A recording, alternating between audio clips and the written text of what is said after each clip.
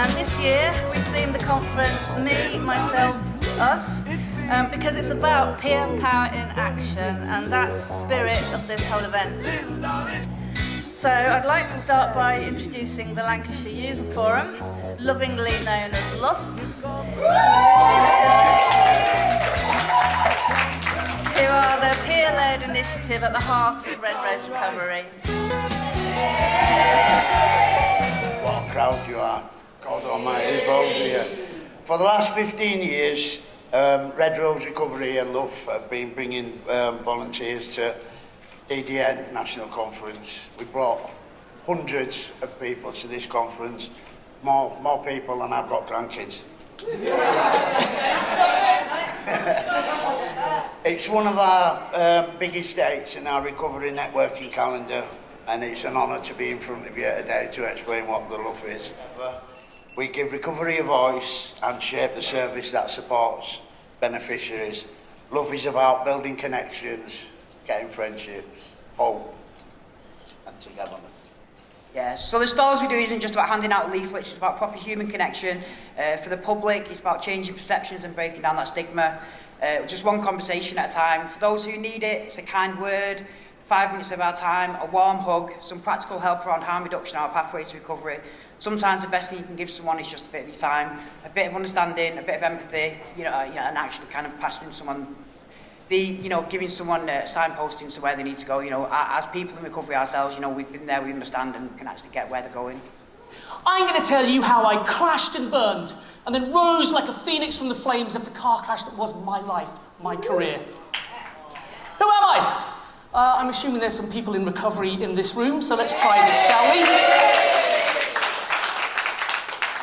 Hello, my name's Michael, and I'm an addict. Hello, Michael. An alcoholic addict, a recovering addict, an addict in recovery. All these things kind of mean the same. Life got a bit complicated back there for a while, a bit chaotic, a bit frenetic, and I need to simplify things as much as possible in my brain. Keep it simple, stupid. How did I become an addict? Just lucky, I guess, because if I hadn't gone through all that shite, I wouldn't have had all these doors open to me now. I wouldn't be standing here talking to you. I've got a family history of addiction.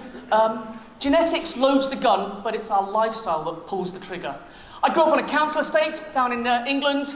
Yes, trauma happens. Yes, there were adverse childhood events. I'm not going to go into that now, but it left me wired and fired and predisposed to addiction. As a junior doctor, I had this disposable income. During the day, I was putting my nose into other people's business. So tell me what's going on in your life, yeah? And at night, I was putting other people's business up my nose.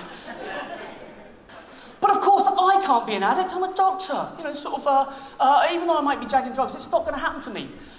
Addiction is a progressive disease. It's like being on an elevator that's constantly going down. You can get off at any point, but most of us don't get off until we hit rock bottom.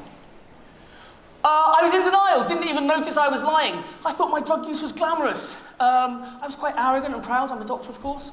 I would judge and criticise other people, and if something went wrong, I would deflect it away from myself and I'd use my flamethrower on everyone else. It's all their fault. Sorry, a bit thirsty. Pure opium. Have we got any doctors in? Ah, thank you. Hey, Judith. Who says you can't get a GP appointment nowadays? Thank you for letting me have this therapy session.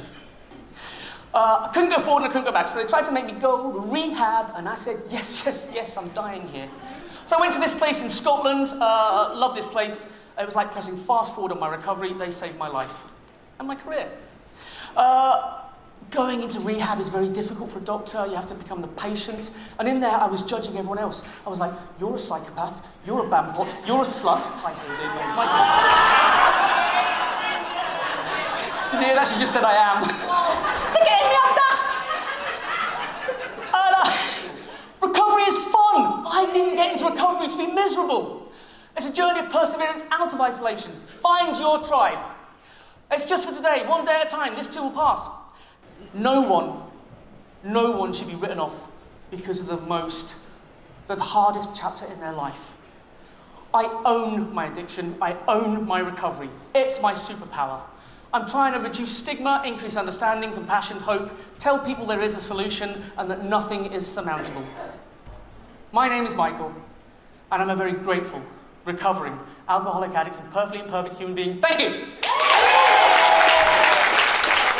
There's so much good work going on in our sector, but at Way Through we strongly believe it's time to transform the way we deliver services, and our goal will drive us to work across the sector. This change will be a considerable challenge, but if we do this, we will improve drug and alcohol and mental health treatment immeasurably from where we are today, and people and communities will have developed services which meet their needs.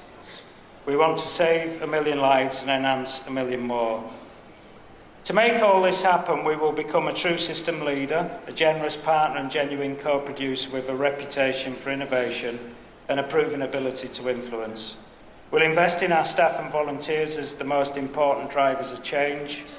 We'll invest at least an additional £10 million over the course of the strategy, because we recognise that we're going to need to put some effort in ourselves, in the communities we work in, to develop different ways of working.